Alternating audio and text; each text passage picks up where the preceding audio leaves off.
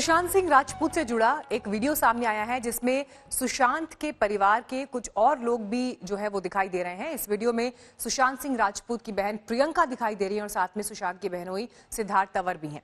दोनों सुशांत के एक स्टाफ रजत मेवाती से सवाल जवाब कर रहे हैं और कहा यह जा रहा है कि मेवाती ने कुछ पैसे किसी और के खाते में ट्रांसफर किए थे, जिसकी वजह से बहन प्रियंका और बहनोई सिद्धार्थ उसे फटकार लगा रहे थे।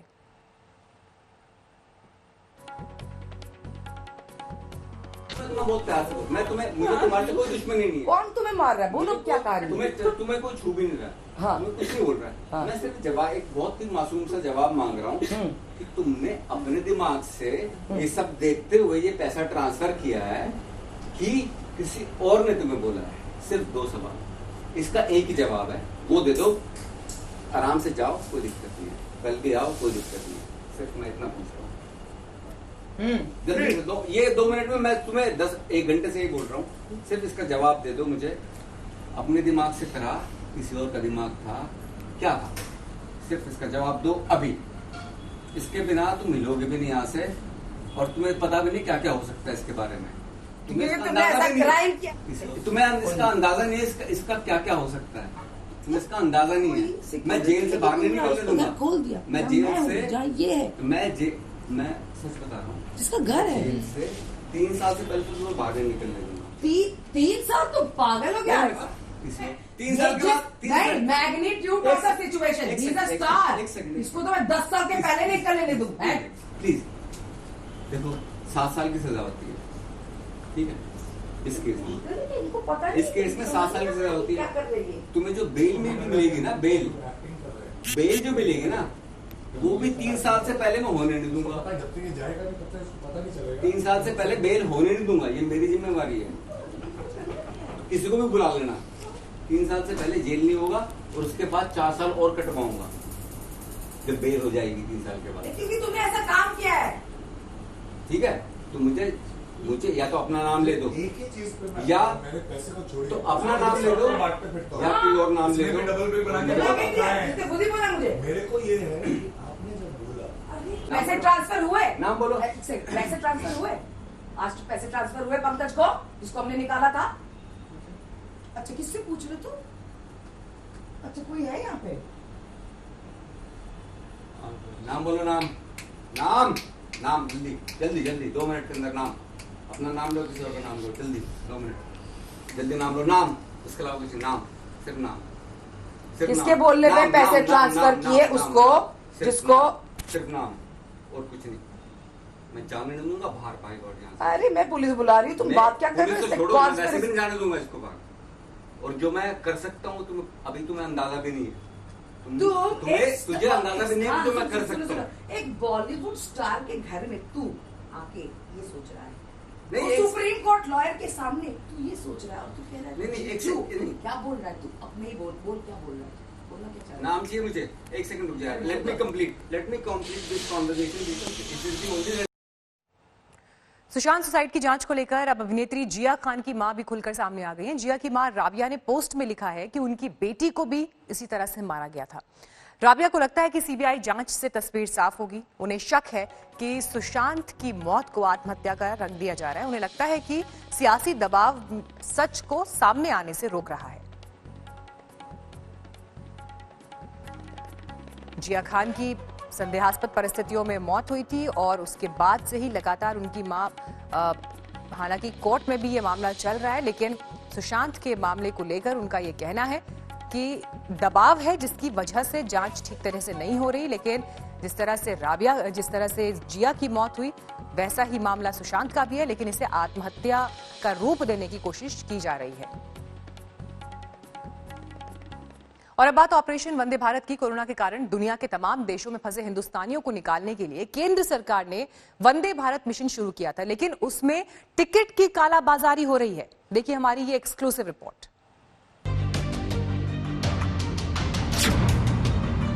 वंदे भारत की अंतर्राष्ट्रीय उड़ानों में कालाबाजारी का पर्दाफाश।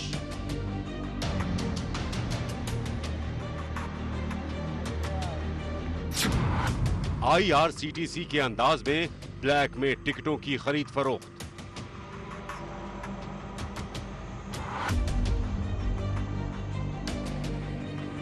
50,000 रुपए के टिकट बिक रहे 1,75,000 में।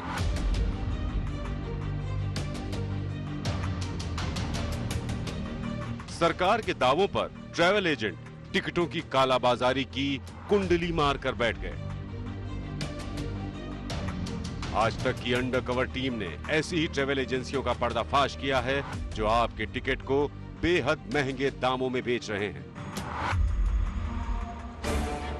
राहुल अग्रवाल और Praveen Agrawal, real flight tour and travels, 6 Bhogalpur lane, Jangpura, Nai Delhi 14। Delhi के जंगपुरा में हमारी undercover team real flight tour and travels के ऑफिस पहुंची। आप सुनिए कि कैसे ट्रैवल एजेंट ने एक एक टिकट की कीमत 1,75,000 रुपए लगाई। बताएं टोरंटो के लिए 2 टिकट कितने का होगा टिकट? अप्रॉक्स आइडिया सर मिलेगी आपको 175 की। 175 की। क्यों महंगी क्यों है? 2 लाख रुपए 2 लाख रुपए टिकट बिक रही है। 1,75,000 कब का है टिकट, कब का होगा? अप्रॉक्स आइडिया 8 तारीख के आसपास बता देता हूँ आपको।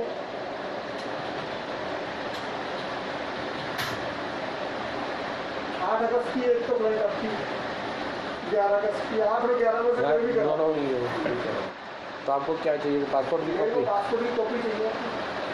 कितनी टिकटें चाहिए? 2 टिकटें चाहिए। हो जाएगा ना? मतलब अब आप 1,75,000 मांग रहे हैं, हम दे रहे हैं ना। वो कोई एक टिकट के 1 लाख की। कायदे से ये टिकट एयर इंडिया की वेबसाइट से हो जाना चाहिए, लेकिन टिकट होगा तो ऐसी ट्रैवल एजेंसी की सेटिंग से ही। यहाँ आपको जो टिकट मिलेगा वो कंफर्म होगा और उसको एयर इंडिया की वेबसाइट से लेकर कॉल सेंटर तक में कंफर्म करवा सकते हैं। और ये भारत सरकार की वंदे भारत वाली योजना के तहत टिकट होगा। एक 2 दिन और करा देता हूँ, तुम देख लो, किसी भी डेट में आपको करा दूंगा। ये नहीं कि मतलब एक पर्टिकुलर डेट ही दे सकता हूँ। अच्छा, क्योंकि अंदर से करवानी पड़ती है तो 1-2 दिन ऊपर नीचे हमें चाहिए होता है। अंदर से करवानी पड़ती है? एयरलाइन से ही होती है सर ये, क्योंकि यहाँ तो सिस्टम में कुछ नहीं है। अच्छा, सिस्टम पे आप देखोगे कुछ नहीं होता। कुछ नहीं नजर आ टिकट रहा। आपको दूंगा तो आप एयरलाइंस कॉन्टेक्ट करके उसे कंफर्मेशन ले सकते हो कि टिकट आपकी कंफर्म है कि नहीं। वो आपको एयरलाइंस में कॉल सेंटर में मिला डायरेक्ट एयर इंडिया के, और वो आपको बता देंगे कि आपकी टिकट कंफर्म है। एयर इंडिया की? एयर इंडिया का ऑफिस मिला। एयर इंडिया की चाहिए। ये जो वंदे मातरम वाला जो एयर इंडिया का ऑफिस मिलाओ, वेबसाइट पे खोल लेना टिकट, सब कुछ मिल जाएगा। हमने राहुल से जानना चाहा कि आखिर क्या वजह है कि एयर इंडिया की साइट पर ये टिकट नहीं मिल रहे। तो भ्रष्टाचार और टिकटों के गोरख धंधे की धारा तो यहाँ बहती दिख रही है।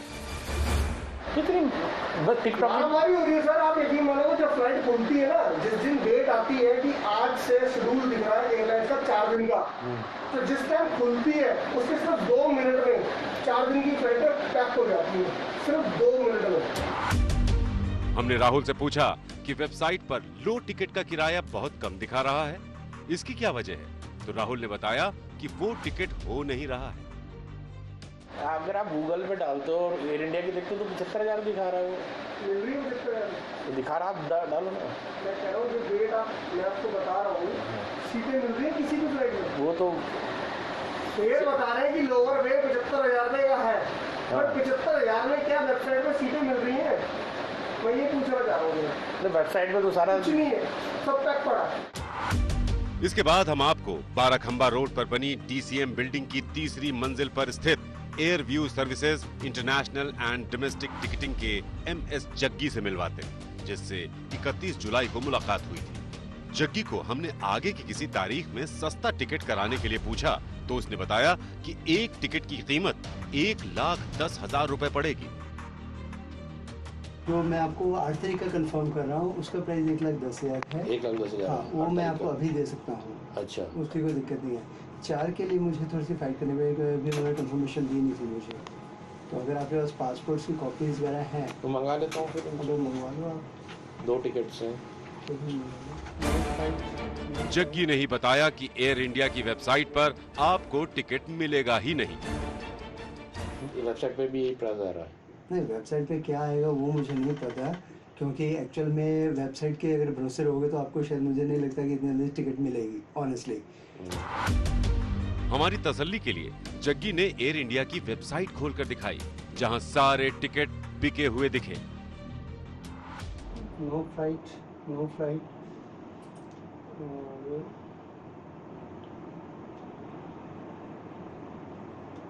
Sold out. लेकिन 8 की मिल जाएगी बाजी? 8 की मिल जाएगी। यहाँ पे सोल्ड आउट दिखा रहा है। यहाँ पे सोल्ड आउट दिखा रहा है, लेकिन वैसे जिन्होंने अपना ले रखा है, कोटा है, ये वो है, उसमें आपको मिल जाएगी। भ्रष्टाचार का दीमक कोरोना काल में भी देश की जड़ों को खोखला कर रहा है। आज तक का ऑपरेशन वंदे भारत इस सच्चाई को बेपर्दा कर रहा है। जमशेद इकबाल के साथ नितिन जैन, दिल्ली आज तक। आइए अब आपको लेकर चलते हैं राजस्थान, क्योंकि 1 महीने से जारी सियासी खींचतान के बाद विधानसभा का सत्र आज से शुरू हो रहा है। अशोक गहलोत की अगुवाई वाली कांग्रेस सरकार ने सत्र के दौरान विश्वास प्रस्ताव लाने तो बीजेपी ने अविश्वास प्रस्ताव लाए जाने की घोषणा की है, जिससे विधानसभा का ये सत्र काफी हंगामेदार रहने की संभावना है। विधानसभा सत्र शुरू होने से ठीक 1 दिन पहले कल कांग्रेस और उसके सहयोगी दलों के विधायकों की बैठक हुई, तो बीजेपी और उसके घटक दल ने भी बैठक की। कल लंबे समय के बाद पूर्व डिप्टी सीएम सचिन पायलट की मुख्यमंत्री अशोक गहलोत से मुलाकात हुई। उधर बीएसपी के कानूनी पचड़े में फंसे अपने विधायकों के लिए व्हिप जारी कर दिया है और कांग्रेस को वोट नहीं देने के निर्देश दिए हैं। कि हमारा लक्ष्य है डेमोक्रेसी बचाना, और आप लोग सब डेमोक्रेसी वॉरियर के रूप में काम करो। असेंबली के अंदर एकजुट रहना, हम लोगों को छक्के छुड़ाने विपक्ष को इस बार का मत हमको लेके आएंगे। वो जो नो कॉन्फिडेंस की बात करते हैं वो सीधे की बात करते रहेंगे, वो स्पीकर के ऊपर है। हम खुद इस बार का मत लेके आएंगे और उनको बता देंगे कि कांग्रेस की ताकत क्या।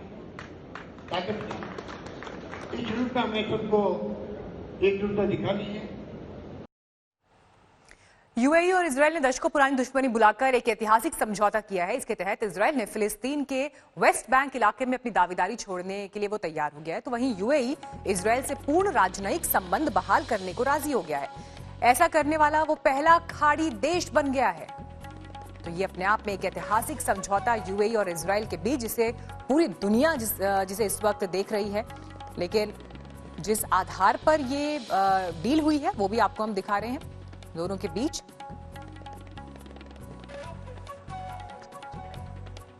गुजरात से बिहार तक बाढ़ की आफत की तस्वीरें दिखाते हैं। गुजरात के राजकोट में अंडरपास में बस फंस गई। बस सवारियों से भरी थी। आगे क्या हुआ, रिपोर्ट देखिए।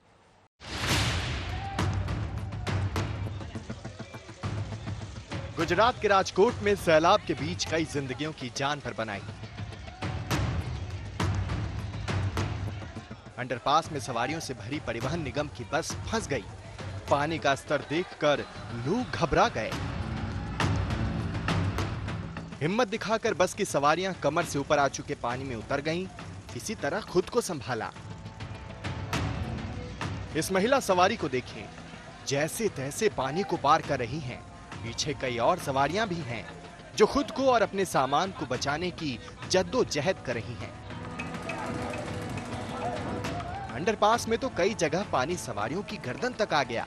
कुछ ऐसे भी थे जो बस की छत पर चढ़कर जान बचाने लगे। अच्छी बात यह थी कि मुसीबत में सवारियों ने एक दूसरे का साथ नहीं छोड़ा। मदद के लिए स्थानीय लोग भी आ गए।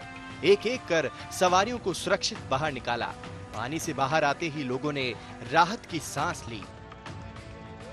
सैलाब से बचकर सवारियां तो बाहर आ गईं। अगली चुनौती बस को बाहर निकालने की थी।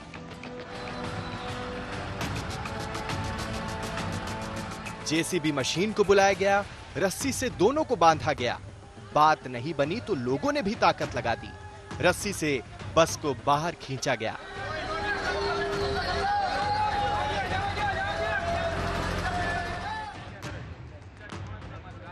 राजकोट में बस फंसी तो गुजरात के ही बनासकांठा में कार को पानी ने घेर लिया। एक ब्रिज पर रात भर खड़ी कार बाढ़ के पानी की चपेट में आ गई। गनीमत रही कि कार सवार पर खतरा नहीं आया। स्थानीय लोगों की मदद से कार की भी नैया पार हो गई। गुजरात के बाद आपको बिहार की बाढ़ का खौफनाक मंजर दिखाते हैं। समस्तीपुर में कोसी नदी के कहर में कई मकान मलबे में तब्दील हो गए।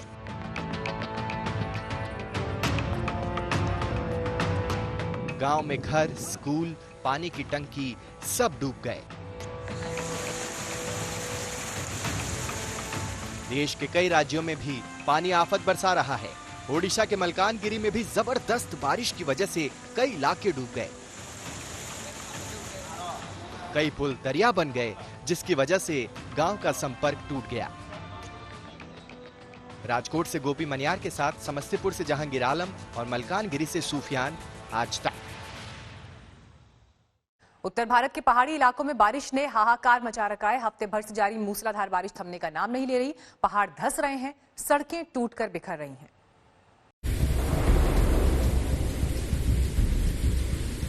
मूसलाधार बारिश का अलर्ट 5 दिनों का था।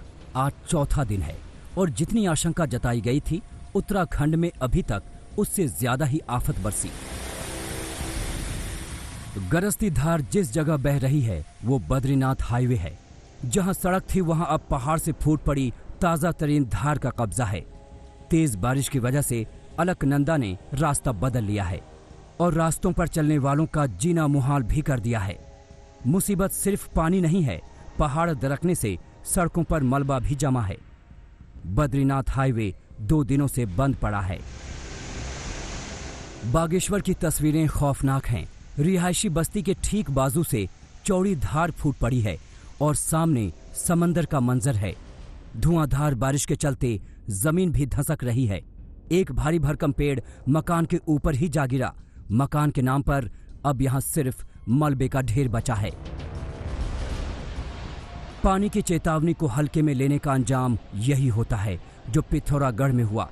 सड़क झरना बन चुकी थी, ऊपर पहाड़ से लगातार धार बह रही थी। इसके बावजूद इस बाइक सवार ने सड़क पार करने की हिमाकत कर डाली। नतीजा आपके सामने है। 1 दर्जन लोगों ने मिलकर रेस्क्यू ऑपरेशन चलाया, तब जान बच पाई। मैदानी इलाकों में भी पानी आफत मचा रहा है। बैतूल की ये तस्वीर इसकी गवाह है। गुरुवार को हुई जोरदार बारिश इस 50 साल पुरानी इमारत की नींव पर आखिरी वार साबित हुई। इमारत में मरम्मत भी जारी थी, लेकिन पानी के थपेड़े इसका दम पहले ही निकाल चुके थे।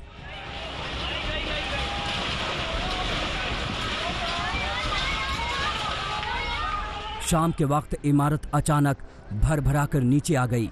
गनीमत ये रही कि इसमें कोई नहीं था।